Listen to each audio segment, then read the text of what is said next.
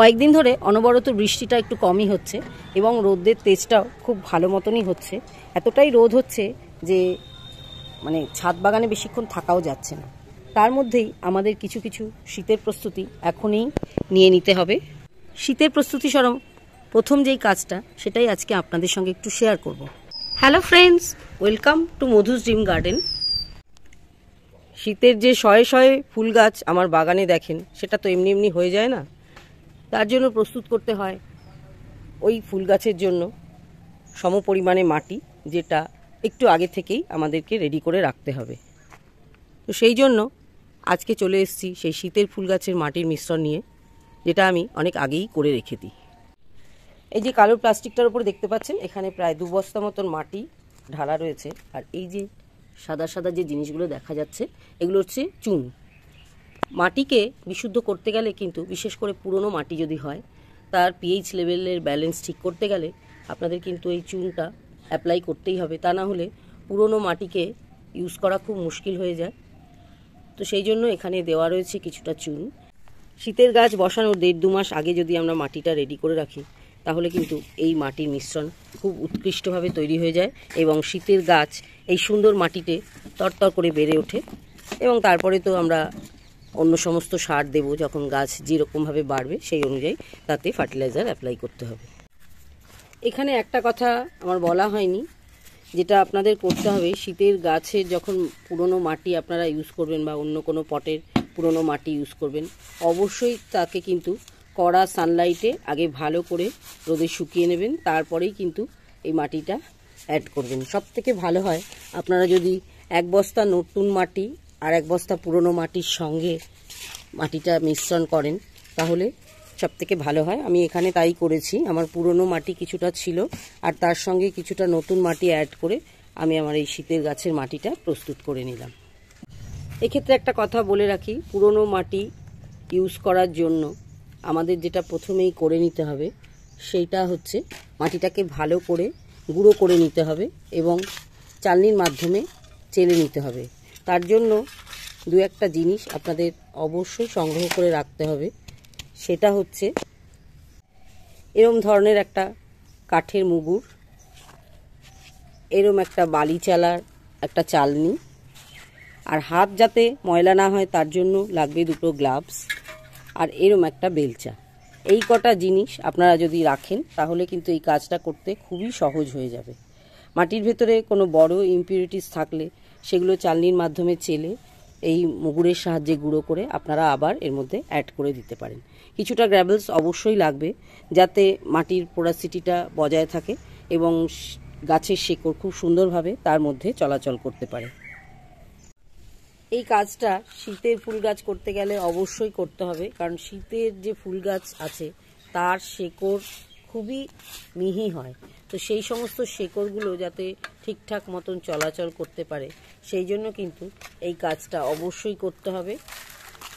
ওই সূক্ষ্ম সূক্ষ্ম শেকড় যদি বড় মাটির ডালা এর মধ্যে থেকে থাকে, তাহলে তাদের চলাচলের যে প্রবলেমটা হয়, তাতে গাছ বৃদ্ধি হতে অনেকটাই অসুবিধে হয়। সেই কারণে এই কাজটা আপনারা কিন্তু অবশ্যই পুরনো মাটি হোক নতুন মাটি হোক, সেক্ষেত্রে করে নেবেন।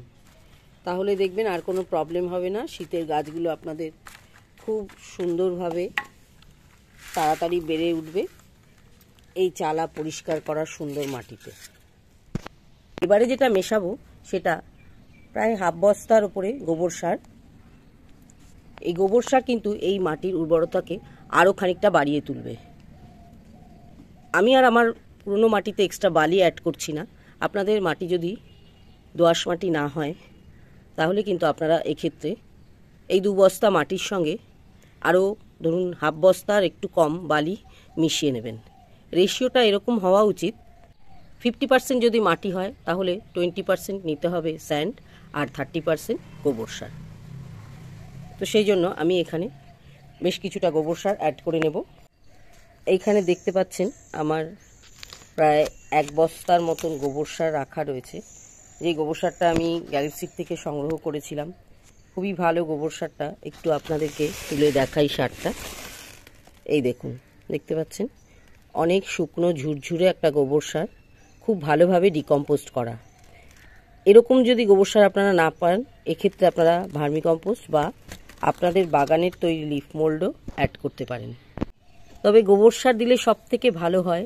গোবর সারের যে গুণগত মান সেগুলো কিন্তু অন্যান্য সারের থেকে অনেকটাই বেশি হয়, কারণ গোবর সারের মধ্যে থাকে সমস্ত রকমের মাইক্রোনিউট্রিয়েন্টস এবং অবশ্যই নাইট্রোজেন, যেগুলো কিন্তু নতুন চারা গাছকে বেড়ে তুলতে সাহায্য করে। মাটিটার ওপরে আমি এবারে গোবর সারটা অ্যাড করে নিচ্ছি। শহর বাজারে গোবর সার সংগ্রহ করা সত্যি একটু টাফ ব্যাপার, তবে যদি আপনারা পান অবশ্যই নিতে পারেন। আমি তো আপনাদের সন্ধান দিয়ে দিলাম, আপনারা যদি কলকাতায় থাকেন গ্যালি স্ট্রিটে এটা পেয়ে যাবেন। একদম সেন্টারে মাটির আমি গোবর সারটা প্রথমে ঢেলে নিচ্ছি, তারপরে মেশানোর পালা। এখানে সারটা আমি সমস্তটা মাটিটার মধ্যে নিয়ে নিয়েছি। এবারে খুব ভালো করে মিশ্রণটা করে নিতে হবে। অনেক সময় কি হয়, গোবর সারে একটু ডেলা মতন থাকে, সেগুলোকে একটু ভেঙে নিয়ে কাজটা করতে হবে। খুব সুন্দর করে এবার মিশিয়ে নেব আমি মাটিটাকে। প্রতি বছরই শীতের গাছ লাগানোর আগে আমি এইভাবেই সমস্ত শীতের ফুলের গাছের মাটি প্রস্তুত করে রাখি। রেশিওটা তো আগেই আপনাদের বললাম, 50% যদি মাটি হয়, তার সঙ্গে 30% যে কোনো কম্পোস্ট, আর 20% মতন বালি। আর আপনাদের যদি পুরনো বাগানের মাটি হয়, যেখানে অলরেডি বালি অ্যাড করা আছে, সেখানে আপনারা কিন্তু আর এক্সট্রা বালি অ্যাড করবেন না, কারণ অতিরিক্ত বালি হয়ে গেলে কিন্তু আবার জল ধারণ ক্ষমতা একদমই থাকবে না, সেক্ষেত্রে তখন গাছ অনেক শুকিয়ে যেতে পারে। সেই জন্য বালির পরিমাণটা আপনারা আপনাদের মাটির অবস্থা বুঝে অ্যাড করবেন। এতখানি মাটি একা করা সম্ভব না, আমার হাজব্যান্ড একটু হেল্প করছে কাজটাতে। তো আমরা দুজনে মিলে প্রায় এখানে 2.5 বস্তা মতন মাটি রেডি করে নিচ্ছি শীতের। বেশ কিছুক্ষণের চেষ্টায় আমার মাটি মেলানোটা কমপ্লিট হয়ে গেছে। আপনারা আপনাদের যেরকম গাছ আপনারা লাগাবেন সেই বুঝে আপনাদের মাটি তৈরি করে নেবেন। তো আমার যেহেতু অনেক গাছ থাকে, আমার এইভাবে এখনও আরও 2-3 বার মাটি আমি প্রস্তুত করে নেব শীত আসার আগে আগে। তাহলে কিন্তু এবার মাটিটা আমার একেবারে খুব সুন্দরভাবে মিলেমিশে যাবে এবং গাছও তার মধ্যে খুব সুন্দর তাড়াতাড়ি বেড়ে উঠবে। এই প্রস্তুত করা মাটিটা আমি সাধারণত কি করি, এরকম ধরনের খালি ড্রামে ভরে রেখে দিই, যার ফলে কি হয়, আমি একদম ওপেন টেরেসে রাখতে পারি এবং কোনো রকম অতিরিক্ত জল এর মধ্যে প্রবেশ করবে না, মাটিগুলো সুরক্ষিত থাকবে। এই ছিল আমার সম্পূর্ণ ভিডিও।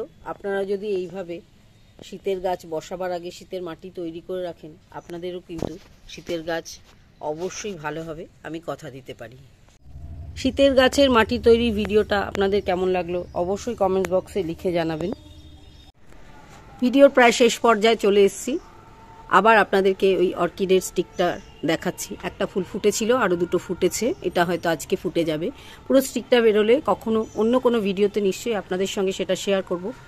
ভিডিওটা এখানেই শেষ করলাম, দেখা হবে আবার অন্য কোনো দিন অন্য কোনো নতুন টপিক্সের সঙ্গে।